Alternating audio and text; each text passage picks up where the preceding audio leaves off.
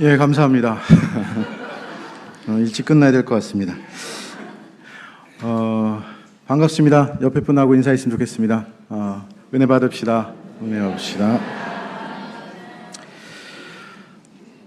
성경을 읽으면서 가장 손이 가지 않는 책이 소선지서입니다. 소선지서는 총 12권으로 되어 있는데 이름조차 낯설게 느껴지는 책들이 있습니다. 그래서 무슨 이름이 이런가?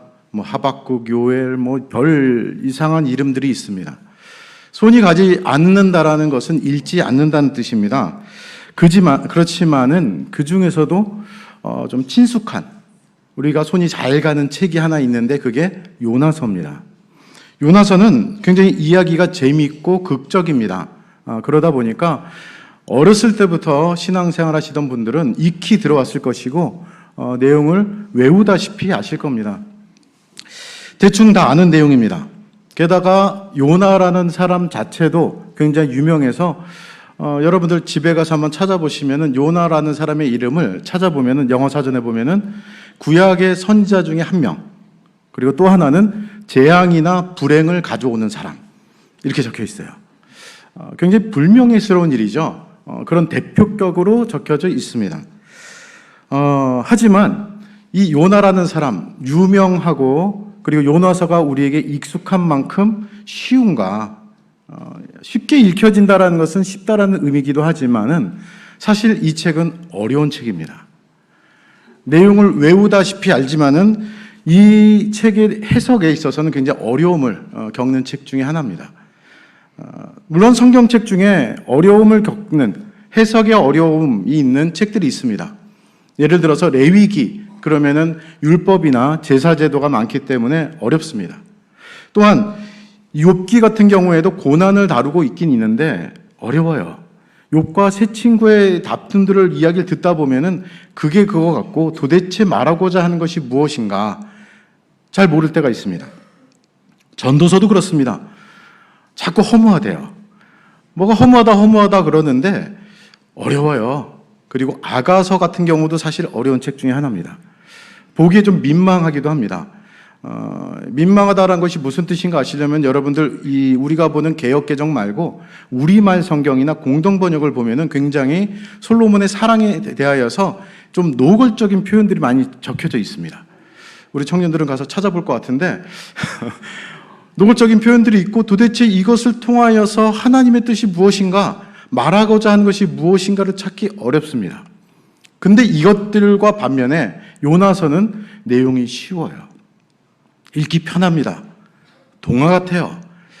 물론 기적과 이적이 등장하면서 이것이 역사적 사실인가? 라는 의문을 가질 수는 있지만은 내용은 쉽습니다. 그런데 이것은 해석하기에 좀 어려운 책입니다. 이것은 우리에게도 좀 문제가 있습니다. 요나서를 읽을 때 생각을 접어두고 그냥 재밌으니까 무작정 읽을 때가 있습니다. 여기에 왜라는 질문을 던져야 되는데 왜라는 질문을 던지지 않아서 좀 이상하다는 것을 느끼지 못합니다. 쉽게 이렇게 말씀드릴 수 있습니다. 요나서에서 보여주는 요나의 신앙 모습은 너무 급변해요. 1장에 보면은 하나님의 명령에 불순종하고 도망가는 요나. 물론 1장 내용은 조금 이따 다시 살펴보긴 하겠지만은 불순종한 악한 요나의 모습이 등장합니다. 2장에서는 물고기 뱃속에 들어가서 회개하는 요나예요.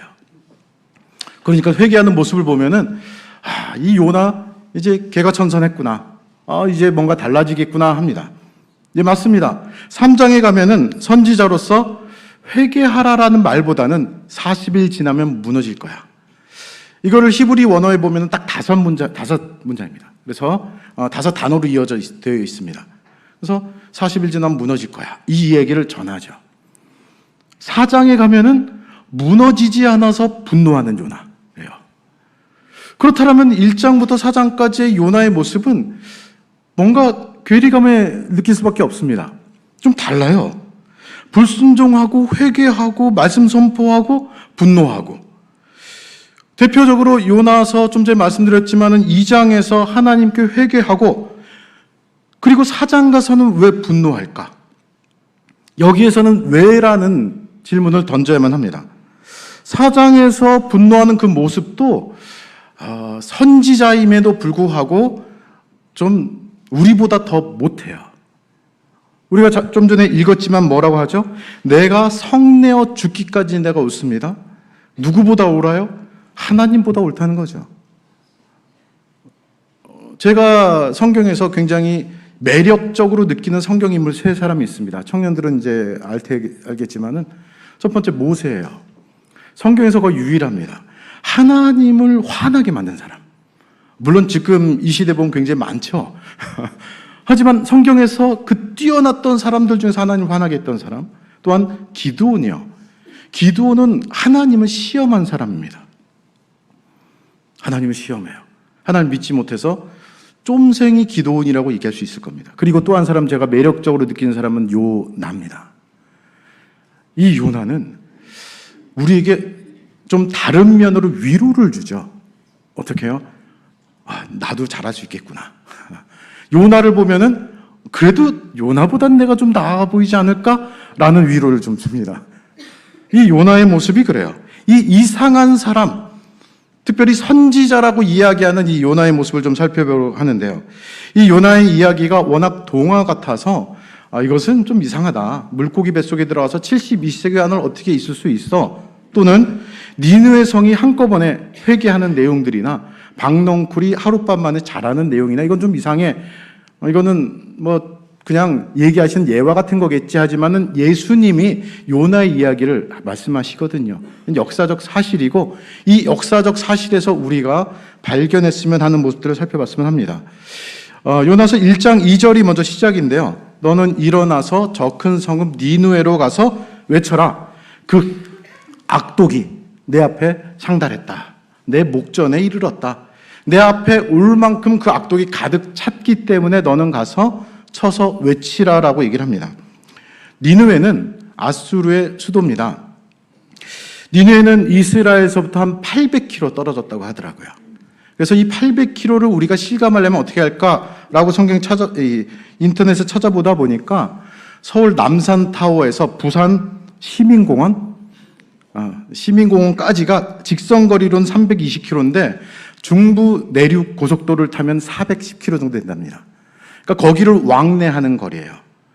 그 당시에 KTX가 있는 것도 아니고 굉장히 멀죠. 그래서 너무나 멀다, 가기 싫다라고 생각할 수도 있지만 그보다 더 중요한 것은 이스라엘 나라에게서 철천지 원수 같은 나라가 아수르입니다. 당시에 이스라엘의 진면에 있는 가장 큰 원수 나라는 이 아람이라는 나라였습니다. 다메섹이라고 이야기하는. 근데 이 다메섹을 아수르가 공격을 해서 약화되어 있는 상황 속에서 아수르는 또 이 아라랏이라는 나라에 또 공격을 받아서 조금 약화된 때입니다. 하지만 이스라엘을 틈만 나면 공격을 하고 잡아먹으려고 했던 나라가 아수르예요. 그러다 보니까 요나 당연히 아수르가 싫고 그 수도인 니느웨는 더 싫었을 겁니다. 이 악독이 상달했다. 이 악독, 그 말은 결국 심판이 이르렀다라는 얘기예요. 요나가 니느웨 성 가서 말씀을 전했지만은 40일 지나면 무너질 것이다. 너희 멸망당할 것이다. 라는 이야기죠. 심판입니다. 요나 입장에서는 그 이야기는 좋은 이야기죠. 여러분들의 표정은 이게 좋은 얘기 할지 모르지만 여러분들이 정말로 싫어하는 사람, 정말 미워하는 사람, 혹 잘 되지 않았으면 하는 사람이 잘 되지 않았다, 잘 되지 않을 것이다 라는 이야기는 나에게는 복음 같은 이야기죠. 우리나라가 망하지 않을 것이다. 그 우리나라를 망하게 하는 그 나라가 망할 것이다 라는 얘기는 좋은 얘기입니다. 그래서 마음에 들지 않아요. 그 나라가 망하게 될 건데 굳이 가서 말씀을 전할 이유가 없죠. 마음에 들지 않습니다. 그리고 더욱더 중요한 이유가 하나 더 있는데 그 이유는 이 설교 뒷부분에 가서 말씀드릴게요. 이렇게 해야지 조금 더 집중하시잖아요. 다음을 기대하십시오. 이런 겁니다. 굉장히 중요한 부분이 있습니다. 그러나 요나는 이렇게 나오는데 요나의 별명은 그러나입니다. 하나님의 말씀에 대하여서 그러나로 나오거든요. 3절에서 보면 그러나 요나는 여호와의 얼굴을 피하려고 다시스로 도망하려 하여 욥바로 내려갔다. 이렇게 나옵니다. 그리고 마침 배를 만나서 그 배에 오르게 됩니다. 그러나 요나 여호와의 얼굴을 피하려고 도망갑니다. 다시스에서 가장 멀리 있다고 여겨지는 니느웨로 갑니다. 동해에서 서로 가는 겁니다. 하나님의 얼굴을 피하려고 도망간 요나, 뭔가 좀 이상하지 않나요? 말씀을 한번 볼까요? 제가 비치게 말씀 부탁드렸는데 시편 139편 7에서 10절에 보면 이렇게 적혀 있습니다. 내가 주의 영을 떠나 어디로 가며 주의 앞에서 어디로 피하리까?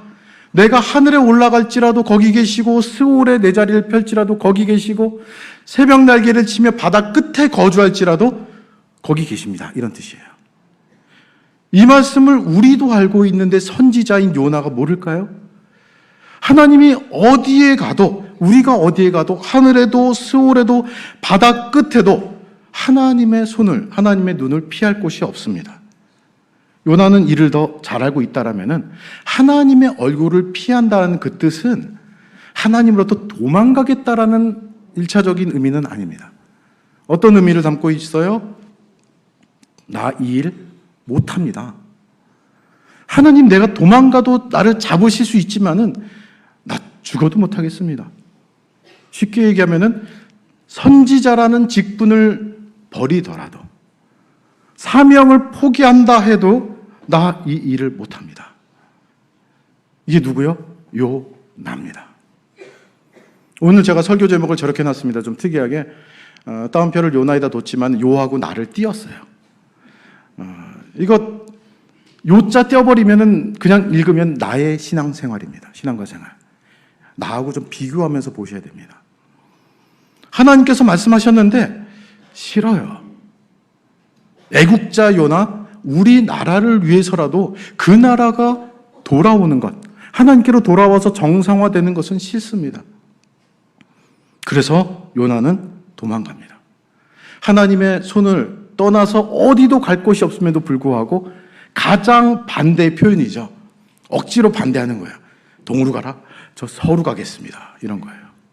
반대합니다. 도망가는 요나, 이렇게까지 반대를 보이면은 그래 너 잘났다 하고 치시거나 그냥 포기하실 만한데 하나님은 대풍을 내리시죠. 배. 여러분 이 내용을 잘 아시죠? 대풍을 내리십니다. 큰 바람을 내리세요.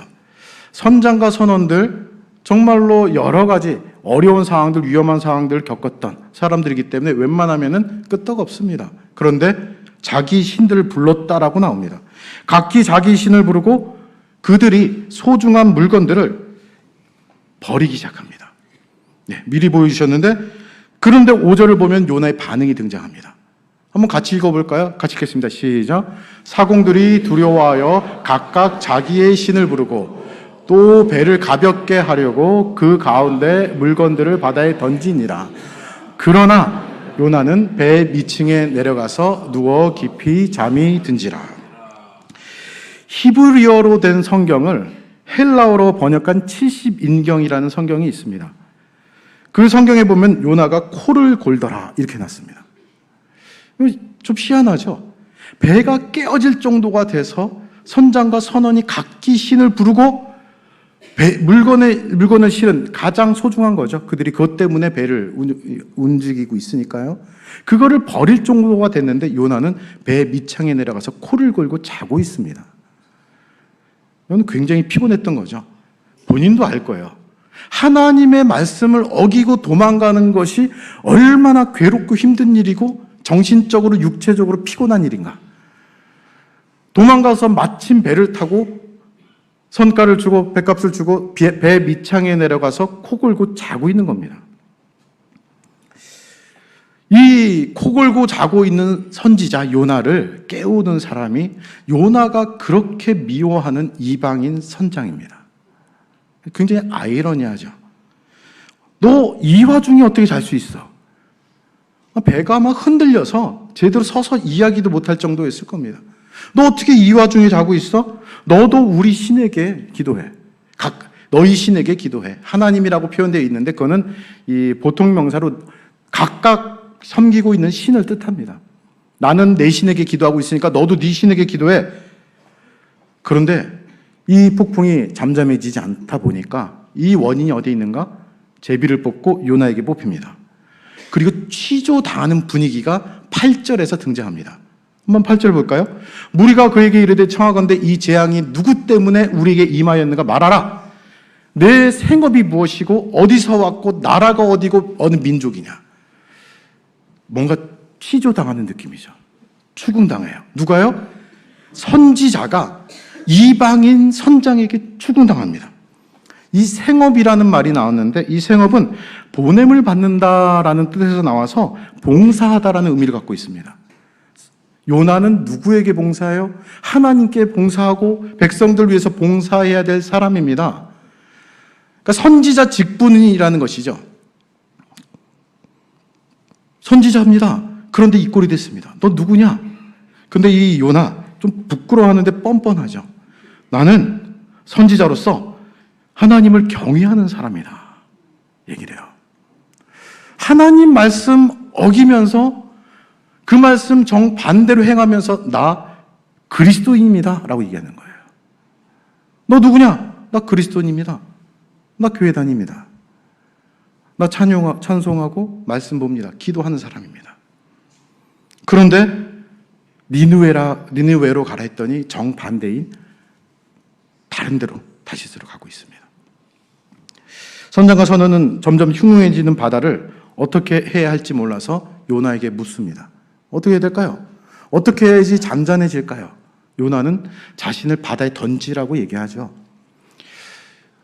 이 부분을 요나의 희생, 헌신, 회개로 이야기하기도 합니다. 하지만 저는 그렇게 보고 싶진 않아요. 나중에 천국 가서 요나를 어떻게 볼지 모르지만은 요나 이런 사람이 없어요. 더 심한 말을 하기 힘들고. 만약에 이것이 어떻게 해야 될까라고 하면은 요나가 첫 번째 해야 될 것은 회개입니다. 1장에서 회개 내용 없습니다. 그냥 나를 바다에 던져라. 누구는 한 신학자는 이것을 그렇게 해석해 놨습니다. 바다에 던져서 죽을지언정 저는 못 가겠습니다. 아주 이런 고집이 없죠. 나는 못 갑니다. 바다에 던질지언정 저는 못 갑니다. 우리가 처음 읽었던 1장 2절에서 니느웨 백성들의 악독이 내 앞에 상달했다. 그 2절의 말씀을 여기다 집어넣어도 좋을 것 같아요. 요나의 악독이 하나님 앞에 상달했다 할 만큼이요. 나를 바다에 던져라. 그러면은 잠잠해질 것이다. 그런데도 선장과 선원은 당장 던지진 않고 그래도 어떻게라도 배를 정상으로 돌리려고 노력하다가 결국은 바다에 던집니다.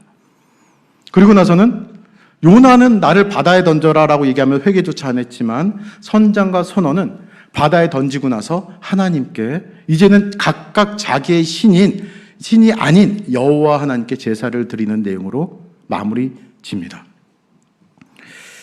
이 요나의 모습, 나의 모습과 비교해 보면서 더 이제 생각해 봐야 될 부분들이 등장하는데요. 여기서 극적 반전이 일어납니다. 1장 17절에 보면은 큰 물고기를 예배하셔서 요나를 삼키게 합니다. 3일 밤낮 72시간 물고기 뱃속에 있습니다. 여러분 한번 생각해 보십시오. 성경을 읽으면서 우리가 제일 안 하는 것 중에 하나가 생각이라는 것인데 생각을 꼭 하셔야 됩니다. 요나는 뱃속에서 무슨 생각을 했을까요? 아마 회개밖에 없었을 것 같아요. 그리고 여기서 놀랐을 거예요. 내가 하나님께 불순종하고 도망가고 회개조차 안 하고 사람들에게 나를 바다에 던져라라고 얘기를 했는데 하나님은 요나를 살리세요. 큰 물고기를 준비해서 요나를 삼켜서 그 안에서 생명을 연장시켜 주세요. 그래서 요나서 보면은 2장에서 길게 요나의 기도, 찬양, 회개라고 이야기하는 요나의 고백이 등장하고 마지막 9절에서 이런 멋진 말을 합니다. 나는 감사하는 목소리로 주께 제사를 드립니다. 감사하대요. 제사를 드립니다. 예배를 드립니다. 선지자로서 했던 그 서원을 주님께 갚겠습니다. 그리고 이 말씀은 굉장히 중요합니다. 구원은 누구에게 속하였다고요? 여호와께 속하였습니다. 아주 멋진 고백을 합니다. 그리고 물고기에게 하나님이 명하셔서 요나를 육지로 토해내게 하십니다. 3장 가서는 이제 바뀝니다. 이전에 그러나로 반응했던 요나가 이제는 아닙니다. 말씀하십시오. 똑같이 일장과 같은 명령이 하나님께 주어지자 떠납니다. 니느웨로 갑니다. 가서 외칩니다. 40일 지나면 니느웨가 무너진다. 5단어예요, 5단어. 근데 좀 찝찝하긴 합니다. 하나님께서 너희들의 죄가 너무나 많아서 그 죄가 하나님 앞에 상달했다. 하나님께서 도저히 못 견디시셔서 너 심판하실 것이다. 회개해라. 뭔가 더 길게 얘기할 수 있을 텐데 5단어로 얘기를 합니다. 40일 지나면 무너지리라. 요나에 대해서 굉장히 안 좋게 생각하는 한 목사님 그러더라고요. 이것도 아마 고개 숙이고 조그맣게 40일 지나면 무너질 거야. 40일 지나면 무너질 거야. 이 정도로만 얘기했을 것이라고요. 그런데 정말로 큰 기적이 이제 일어납니다. 요나서 한번 이 5절, 6절 좀 비춰주시면은 한번 같이 읽어볼까요? 이거는 성경에서 이런 유래가 없거든요. 같이 읽어보겠습니다. 시작. 니느웨 사람들이 하나님을 믿고 금식을 선포하고 높고 낮은 자를 막론하고 굵은 베옷을 입은지라. 그 일이 니느웨 왕에게 들림에 왕이 보좌에서 일어나 왕복을 벗고 굵은 베옷을 입고 제위에 앉으니라. 아멘. 집단으로 회개를 해요. 이거 굉장히 놀라운 일입니다. 우리는 읽으면서 니네 사람들이 그냥 회개했네 그리고 끝날 수 있지만은 이거는 아닙니다. 이거는 백성들이 금식을 선포하고 높고 낮은 자를 막론하고 굵은 베옷을 입어요. 깊은 슬픔, 애통함이에요. 우리가 죄를 졌구나. 이 소리가 왕에게까지 들리고 왕이 또 선포합니다. 죄 짓지 마라. 놀라운 일이 벌어집니다. 물론 역사적으로 찾아보면 기원전 763년에서 769년 사이에 이 아수르에 굉장히 큰 전염병이 있었고 그리고 완전한 일식이 있었다고 합니다. 그러니까 뭔가 위협을 느낀 거예요. 나름 준비됐겠죠. 그 상황 속에서 하나님은 요나를 보내셨으리라고 저는 생각을 합니다.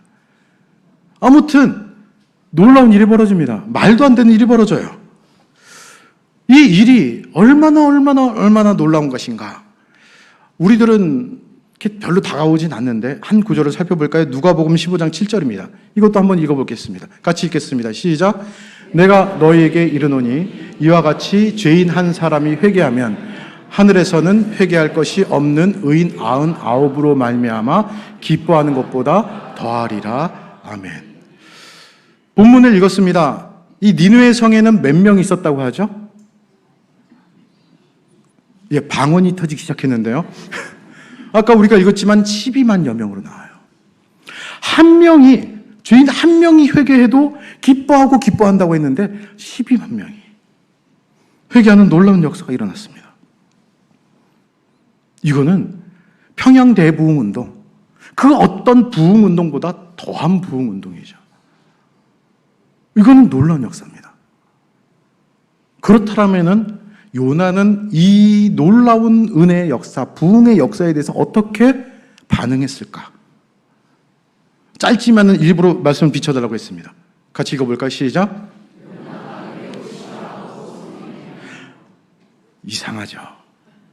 여기서 우리는 왜라는 질문을 던져야 됩니다. 이상해요. 왜요? 1장에서 요나가 불순종한 다음에 4장으로 넘어가서 요나가 매우 싫어했다, 분노했다 하면은 연결이 잘 됩니다. 그런데 중간에 뭐가 있었죠? 하나님께서 요나를 배에 던지게 하시고 물고기 뱃속에서 3일 동안 있게 하시면서 회개케 하셨잖아요. 회개한 요나가 이상하죠? 놀라운 부흥의 역사를 직면했습니다. 12만 명이 넘는 사람들이 금식을 하고 배를 입고 죄에 앉아서 회개했습니다. 이거는 장관이었을 겁니다. 제가 이 장면을 생각하면서 무엇과 비슷할까 했더니 제가 어렸을 때 여의도에 굉장히 큰 집회들이 많이 있었습니다. 빌그리암 목사님 왔을 때 아주 가득했어요. 그 부분을 아직도 기억하시는 어르신들이 있으실 겁니다.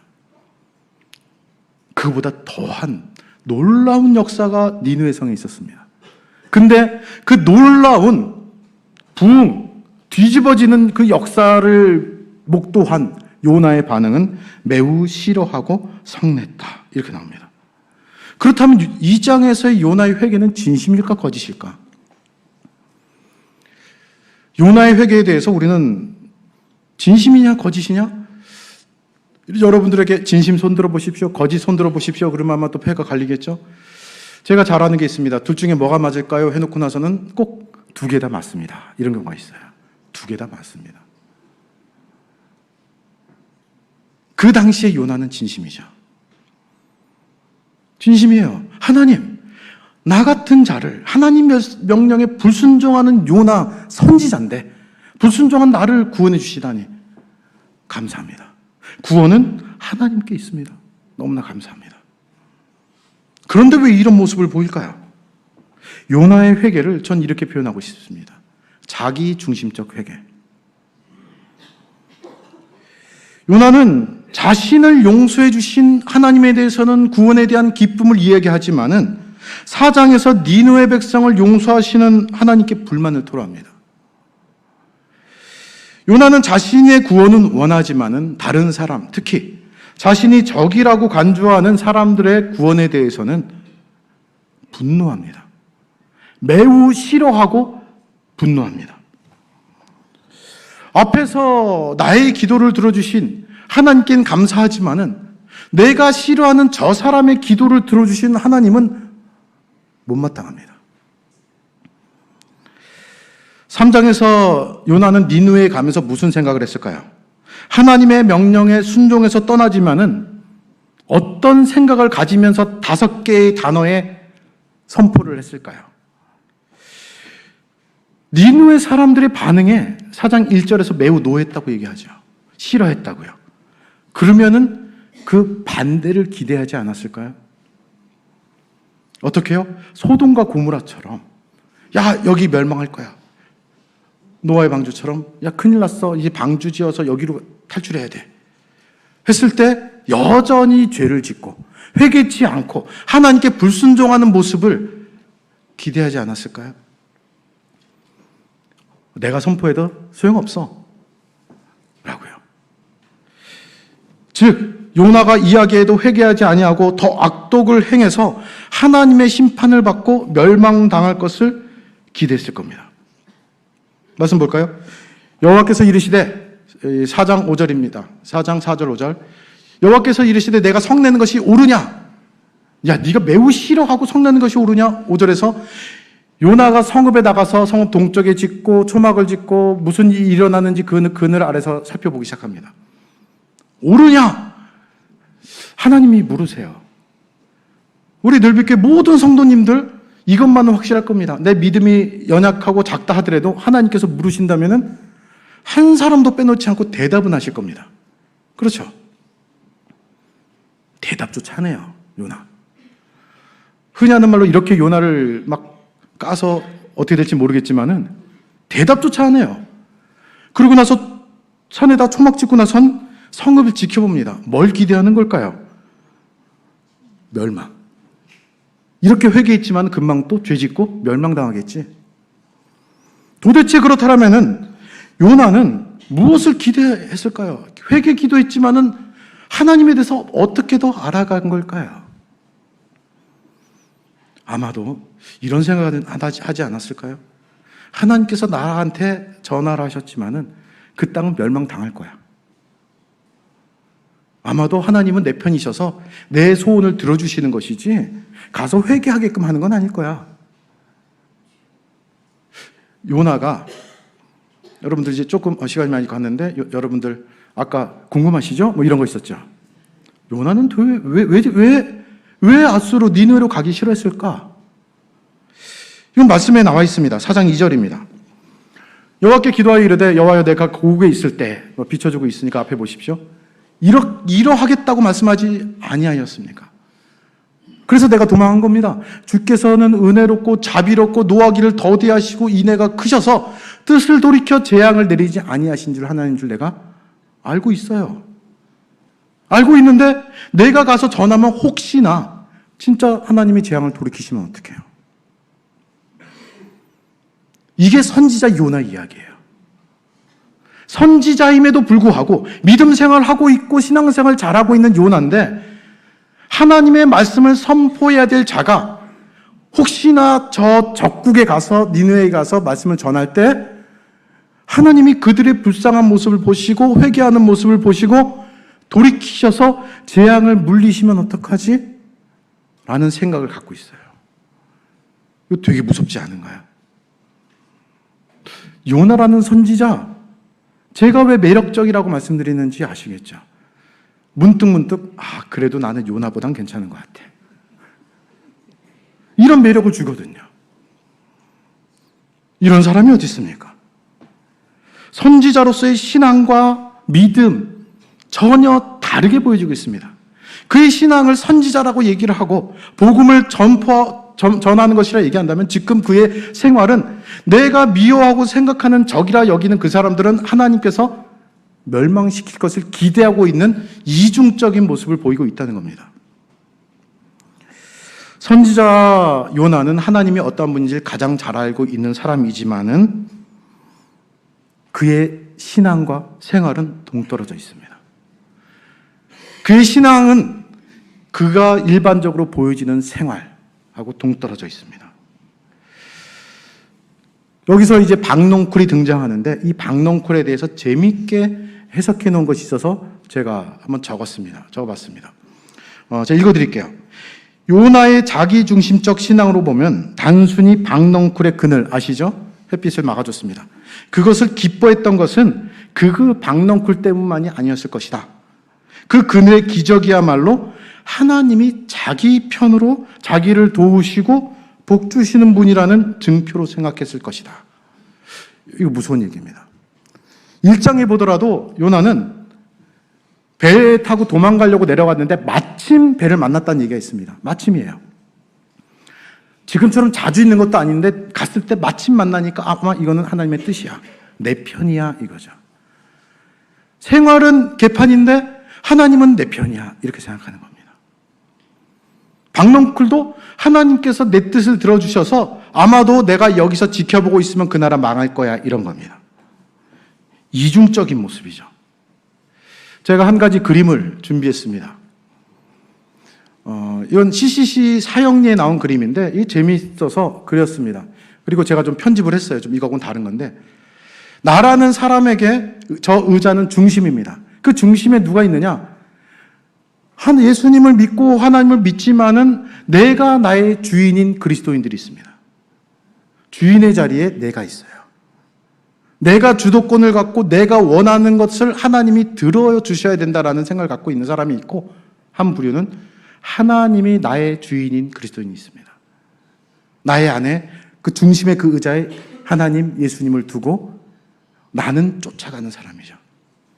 그 나라가 망했으면 하더라도 하나님께서 가서 전해라 하면은 전하는 거예요. 신앙과 생활이 동떨어져 있는 것이 아니라 다른 것이 아니라 신앙과 생활이 같은 그리스도인이요. 요나가 선지자로서 해야 할 일은 자기 중심적 신앙생활에서 벗어나서 하나님 그건 아닌데요 하면서도 따라가야죠. 그것이 요나가 해야 할 일입니다. 우리의 영적 싸움은 이적과 기적보다는 이런 것이 참 많습니다. 그래서 내 중심에 하나님을 둘 것이냐 내가 있을 것이냐, 쉽게 얘기해서 하나님께 내가 항복할 것이냐의 싸움이에요. 요나는 2장에서 뱃속에 들어가서 그 회개를 통하여서 하나님께 항복했어야 합니다. 하나님 제가 두 손 두 발 다 들었습니다. 하나님 시키는 대로 하겠습니다. 그리고 시키는 대로 할 뿐만 아니라 하나님께서 원하시는 것을 저도 따르겠습니다. 이게 가야죠. 하나님께서 원하시는 것을 제가 쫓겠습니다. 한 획 차이지만은 진짜 우리가 하나님을 믿는 사람으로서 행복할 수 있는 길은 하나님께 항복하는 겁니다. 하나님 저 항복합니다. 제 뜻과 제 중심적인 신앙생활에서 하나님 중심으로 제가 살겠습니다. 라는 겁니다. 제가 신앙생활이 도대체 무엇일까? 이것을 여러분들에게 질문을 드리고 이렇게 답을 말씀드린 적이 있습니다. 신앙과 생활을 띄고 여기는 과가 붙어 있지만 일부러 과를 넣습니다. 띄어서 가운데 똑같다라는 등호 표시를 넣으면 됩니다. 신앙은 생활입니다. 시간이 많이 가서 다른 구절 보지 않고 사사기 하나만 더 좀 보여주시면 하는데, 사사기 보면 이런 것이 있습니다. 여호와의 사자가 이스라엘 모든 자손에게 이 말씀을 이르매 백성이 소리 높여 울었다. 그 땅을 복임이라 했다. 이런 말씀이 있습니다. 이들의 신앙적인 모습은 이렇습니다. 하나님께서 너희들 이렇게 굴면은 내가 더 이상 너희들 이방인들을 멸하지 않겠다 했더니 울어요. 회개기도 합니다. 부흥의 역사가 일어납니다. 그런데 웃긴 것이 실컷 우는 자들이라는 뜻의 복임의 이름이 땅까지 만들어 놓고 나서는 돌아가서 죄를 지어요. 여기서 열심히 예배드리고 하나님을 섬기고 하나님을 알고 난 다음에 생활이 다른 모습을 보인다면은 그거는 하나님을 도리어 모욕하는 겁니다. 요나라고 말씀드렸습니다. 나의 모습이 어떠한가? 생각해 보십시오. 요나와 비슷하지 않는가?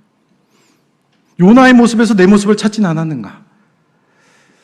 제일 무서운 말, 저에게는 이런 것일 겁니다. 우리 아이들이 여기 없으니까요. 집에서 뭔가 제가 막 애들을 화냈을 때 아빠 왜 그래? 뭐 이런 것보다는 앞에다가 다른 수식을 붙이면 목사님이 왜 그래? 이러면 섬뜩하죠. 여러분들은 오늘 그걸 붙이십시오. 집사님이 왜 그래? 장로님이 왜 그래? 안수 집사님이 왜 그래? 권사님이 왜 그래? 앞에 것을 신앙이라고 얘기한다면 왜 그래는 생활이죠. 신앙과 생활은 같이 가야 합니다. 신앙은 생활입니다. 이 시간 잠시 기도하겠습니다.